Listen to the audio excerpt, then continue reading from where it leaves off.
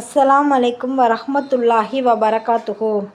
முகமது நபி ஸல்லல்லாஹு அலைஹி வஸல்லம் அவர்கள் தமது உம்மத்திற்கு கூறும் உபதேசங்கள். எனது சமுதாயம் சீர்கெட்ட நேரத்திலும் எனது வழிமுறை எவர் உறுதியாக பற்றி பிடித்து கொள்வாரோ அவருக்கு ஷஹீதுடைய நன்மை கிடைக்கும் என்று நபிகள் நாயகம் ஸல்லல்லாஹு அலைஹி வஸல்லம் அவர்கள் அருளியதாக ஹஜ்ரத் அபூ ஹுரைரா ரலியல்லாஹு அன்ஹு அவர்கள் அறிவிக்கிறார்கள். தப்ரானி. உங்களிடம் நான் காரியங்களை விட்டு செல்கிறேன். உறுதியாக நீங்கள் அதை பற்றி பிடித்திருக்கும் காலமெல்லாம் வழி தவற மாட்டீர்கள். அவை அல்லாஹு தஆலாவின் வேதம், அவனது ரசூலுடைய வழிமுறை என்று நபி ஸல்லல்லாஹு அலைஹி வஸல்லம் அவர்கள் அருளிய ஹதீஸ். ஹஜ்ரத் மாலிக் இப்னு அனஸ் ரலியல்லாஹு அன்ஹு அவர்களுக்கு கிடைத்ததாக அன்னார் கூறுகிறார்கள். ஒரு நாள் சுபுஹ் தொழுகைக்கு பிறகு எங்களுடைய நபி ஸல்லல்லாஹு அலைஹி வஸல்லம் அவர்கள் பிரசங்கம் செய்தார்கள். மனதில் கவலை உண்டாகும் விதத்தில் அப்பிரசங்கம் இருந்தது. அதை கேட்டு கண்களில் இருந்து கண்ணீர் வழிந்தோடியது. உள்ளங்களில் அச்சத்தை உண்டாக்கியது.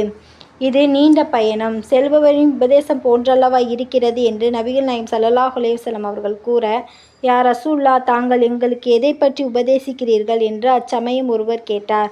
அல்லாஹு தஆலாவை பயந்து கொள்ளுங்கள், அமீரின் பேச்சை கேட்டு நடக்கவும், அவர் கருப்பு நிற நீக்ரோ அடிமையாக இருந்தாலும் சரியே என்று உங்களுக்கு உபதேசிக்கிறேன்.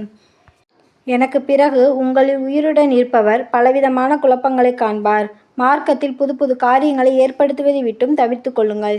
ஏனெனில் ஒவ்வொரு புதிய காரியமும் வழிகேடே. இப்படிப்பட்ட காலத்தில் நீங்கள் வாழ நேர்ந்தால் என்னுடைய வழிமுறையையும் நேர்வழி பெற்ற கலிஃபாக்களுடைய வழிமுறையையும் உங்களுடைய கடவாய் பற்களால் உறுதியாக பற்றி பிடித்து கொள்ளுங்கள் என்று நபி ஸல்லல்லாஹு அலைஹி வஸல்லம் அவர்கள் உபதேசித்தார்கள். ஒரு மனிதர் நபி ஸல்லல்லாஹு அலைஹி வஸல்லம் அவர்களிடம் கியாமத் நாள் எப்பொழுது வரும் என்று கேட்டார். நீர் அதற்காக என்ன தயாரிப்பு செய்துள்ளீர் என்று நபி ஸல்லல்லாஹு அலைஹி வஸல்லம் அவர்கள் வினவினார்கள்.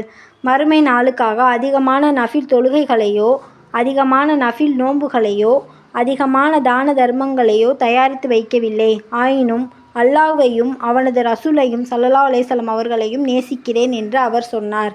அவ்வாறென்றால் நீர் உலகில் எவருடன் நேசம் வைத்திருந்தீரோ மறுமை நாளில் அவருடன் இருப்பீர் என்று நபி ஸல்லல்லாஹு அலைஹி வஸல்லம் அருளியதை ஹஜ்ரத் அனஸ் இப்னு மாலிக் ரலியல்லாஹு அன்ஹு அவர்கள் அறிவிக்கிறார்கள். புகாரி. எனது உம்மத்தில் என் மீது மிகவும் நேசம் கொண்டோர் சிலர் இப்படியும் இருப்பார்கள். அவர்கள் எனக்கு பின்பு தோன்றுவார்கள்.